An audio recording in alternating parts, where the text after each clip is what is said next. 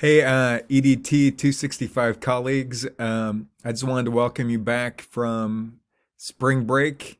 Perhaps you're in the same place you were in during spring break. I'm not sure. I hope that this message finds you well and in good spirits and healthy. I suspect that many of you are at home right now. I hope that things are going okay for you. The whole point of this video is just to let you know that I'm still alive and that I'm excited for us to embark on the second half of class.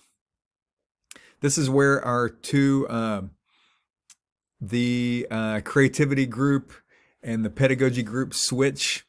And this is also the halfway point in that we've completed 3 of the 6 problem sets. We're embarking on problem set 4 starting today, and we're using the same format we did before. Basically, the problem sets run in 2-week cycles. With the problem sets due the Wednesday of the second week.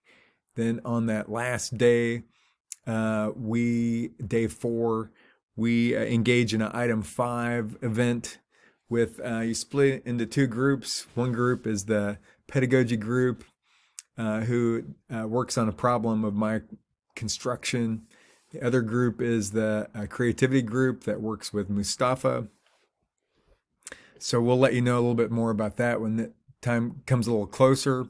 Today I just want to talk to you about what we're doing this week. If you go down on our site, I'm here in Canvas, and you'll notice that there's a day 17 that's been posted. If you click on this, you'll see I have some housekeeping. I want to talk to you a little bit about the proposals. I read through all of them. I want to give you some feedback and some thoughts about your work as you move forward. Recall, those aren't due for some time, really the last week of class.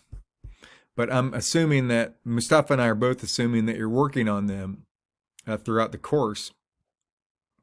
So there's plenty of time. Don't let the project loom too heavily over you, but be aware of it. First, you'll see here there's a link. It says that we highly recommend that you access the following document to explore special collections. You'll know that if you notice in the problem sets, each of them has, we've taken great pains to include primary source materials in each of the problem sets. We're hoping that you'll follow our lead and include some primary source documents in your own final projects. So if you click on this link, you'll see a Google document that was prepared with the help of Rachel Makarowski from Miami University Libraries. She has some tips for you about finding digital collections and primary source materials online. So I won't belabor this too much, but just to let you know that she has some tips. It's a 1-pager, and here are some links that you might check out. Secondly, please note that our course, the title of the course, EDT 265, is Mathematics, History and Technology. So really the course is a blend of those 3 things, math, history, and technology.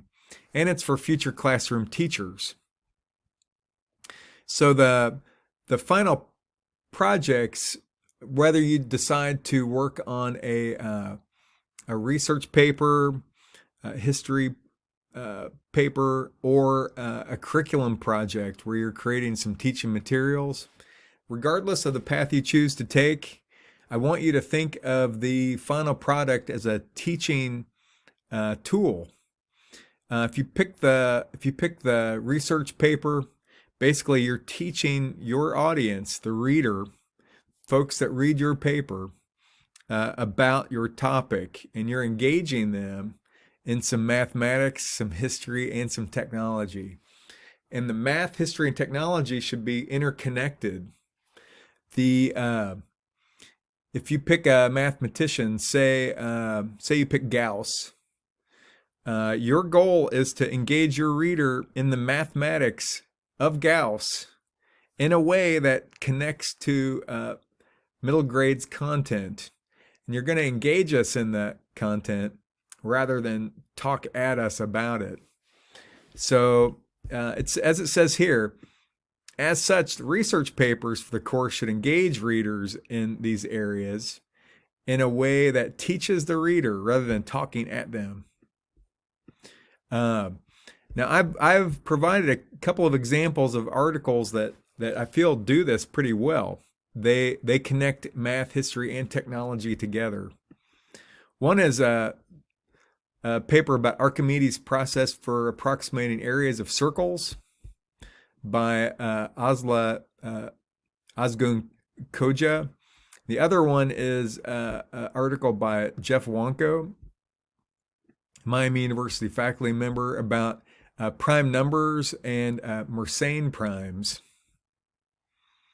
These are both available on JSTOR. I recommend that you download and read them. I recommend that you look for articles that from these we call them practitioner journals: Math Teaching in the Middle School, Mathematics Teacher. They're both of these journals are written by teachers for teachers and students, and they're more likely to have the kind of tone, the kind of writing that we're looking for in your papers. Now it says here, don't write about Mersenne primes or Archimedes, this Archimedes method, since the above authors have already done that in a way that connects all three together. What you're going to find in most cases is that authors they do a decent job of writing about math and history, or history and technology, or math and technology, but it's very rare for authors to write about all three. And so that's where the twist comes in for you.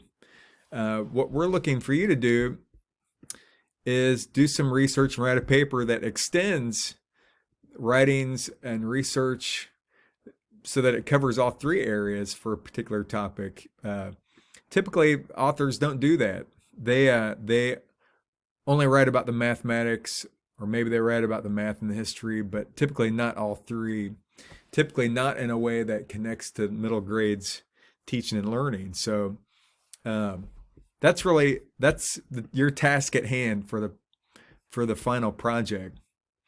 In terms of the problem set, I've created a video here for you to watch. We go through and talk a little bit about problem set 4 and some details of it.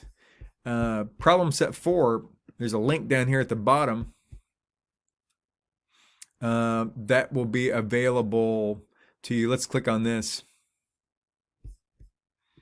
Problem set 4 is, by the way, all about Florence Nightingale, and her work really parallels that of John Grunt and looks at actually death on the battlefield.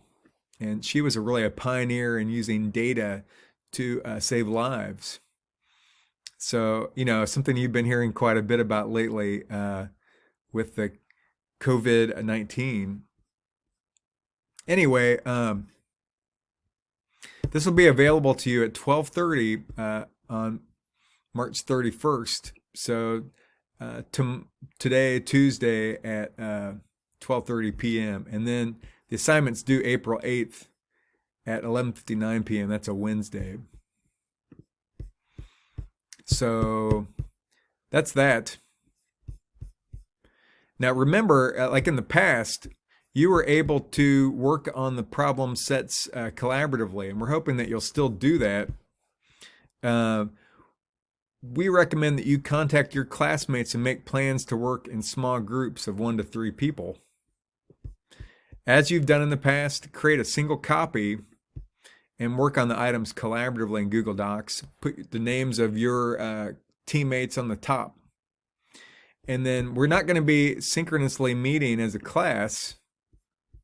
However, I think it would be wise for you to work synchronously on the problem sets. Why not agree to meet from 11:40 a.m. till 1 p.m.